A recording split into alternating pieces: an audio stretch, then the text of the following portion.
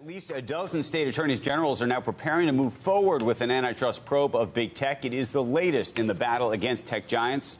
Here's what top Justice Department antitrust regulator Macon Delrahim told CNBC yesterday. I think it's safe to say that we're all in the same place, having had conversations with the state attorneys generals at the federal level and the state AGs. I don't think, there are different stages of an investigation. Joining us right now is tech investor Geoff Lewis, founder and managing partner of Bedrock Capital, also a Lyft shareholder, and and a friend of Squawk's been on here now a handful of good times. How does this change the game? I mean, it was one thing to think the DOJ was doing this or the FTC was doing this. It's another when the states get involved.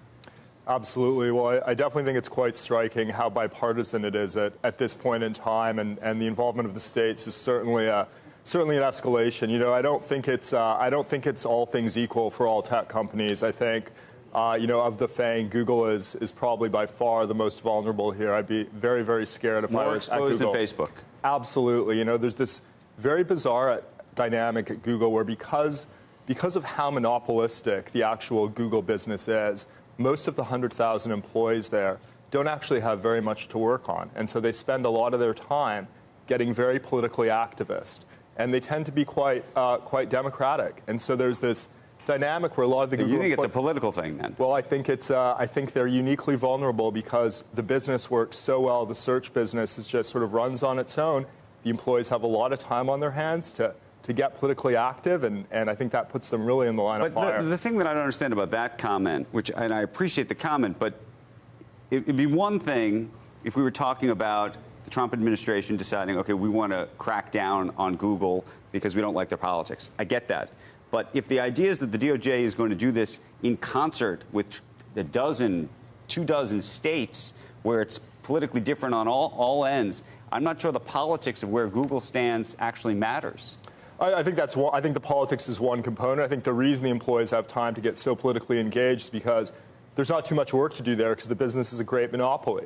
The search business actually is monopolistic. When you search for hotels on Google, you get the Google travel products. When you search for restaurants, it's showing you the Google reviews, Maps, Google Maps. It's a very monopolistic product, actually. We've seen this movie before in the browser market when it was assumed that, remember the Microsoft attempts?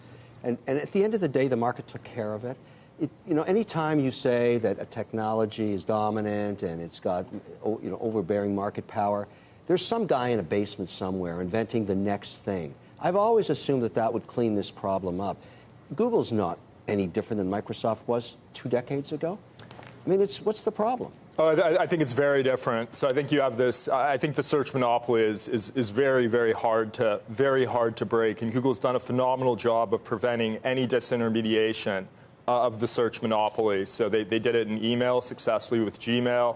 They're trying to do it now with the self-driving efforts, with the AI efforts, all of these new efforts. They were guys in a basement once, too. Serge was a guy in a basement. There's another one coming up somewhere. But it's much harder today. Much harder It's always been the argument, Andrew. Let the market be the market. You don't need the government determining any of this stuff. Otherwise, you're going to look like Europe. You want no technology? I've been in a lot of basements, and I haven't seen any guys in basements building the next Google over the last number of years. Everybody says that, and then it just shows up. Okay, Why have you been in a lot of basements? Got to find the next thing.